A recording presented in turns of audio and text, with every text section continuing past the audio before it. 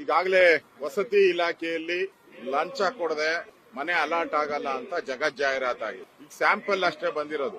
ಇಡೀ ಕರ್ನಾಟಕದ ಮೂಲೆ ಮೂಲೆಯಲ್ಲೂ ಕೂಡ ಯಾವುದೇ ವಿಧಾನಸಭೆಯ ಕ್ಷೇತ್ರಕ್ಕೆ ಹೋದ್ರೂ ಕೂಡ ಲಂಚ ಇಲ್ಲದೆ ಮನೆ ಇಲ್ಲ. ಮನೆಗೆ ಬೇಕಾದ್ರೆ ಲಂಚ ಕೊಡಿ, ಇದು ಬ್ಯಾನರ್ ಅಲ್ಲಿ. ಈಗ ಶಾಸಕರು, ಕಾಂಗ್ರೆಸ್ ಶಾಸಕರೇ ಮಾತಾಡಿರುವಂತ ಆಡಿಯೋ ಇದೆ.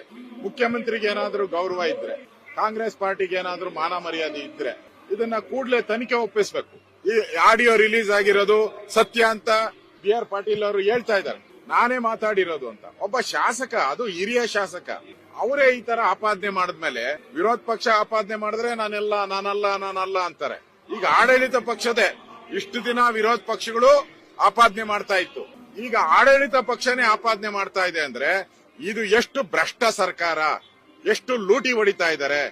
ಮನೆಗೂ ದುಡ್ಡು, ಪ್ಲಾನ್ ಸ್ಯಾಂಕ್ಷನ್ಗೂ ದುಡ್ಡು, ಮನೆ ಅಲಾಟ್ಮೆಂಟ್ಗೂ ದುಡ್ಡು ಇಲ್ಲದೆ ಈ ಸರ್ಕಾರದಲ್ಲಿ ಏನು ನಡೆಯಲ್ಲ. 60% ಒಂದ್ ನಯಾ ಪೈಸನೂ ಕಡಿಮೆ ಇಲ್ಲ. 60% ಕಮಿಷನ್ ಇಲ್ಲದೆ ಯಾವುದೇ ಕೆಲಸ, ಯಾವುದೇ ಆಫೀಸಲ್ಲಿ ಏನು ನಡೆಯಲ್ಲ. ಆ ಪರಿಸ್ಥಿತಿಗೆ ಇವತ್ತು ತಂದಿದ್ದಾರೆ ಸಿದ್ದರಾಮಯ್ಯ. ಸ್ಲೀಪಿಂಗ್ ಸಿದ್ದರಾಮಯ್ಯ, ನಿದ್ದೆ ಮಾಡೋ ಸಿದ್ದರಾಮಯ್ಯ. ಯಾವುದ್ರ ಕಡೆ ಗಮನ ಕೊಡ್ತಾ ಇಲ್ಲ. ಬರೀ ಆಪಾದನೆ, ಕೇಂದ್ರ ಸರ್ಕಾರದ ಆಪಾದನೆ ಬಿಟ್ರೆ ಇನ್ನೇನು ಅವ್ರು ಮಾಡ್ತಾ ಇಲ್ಲ.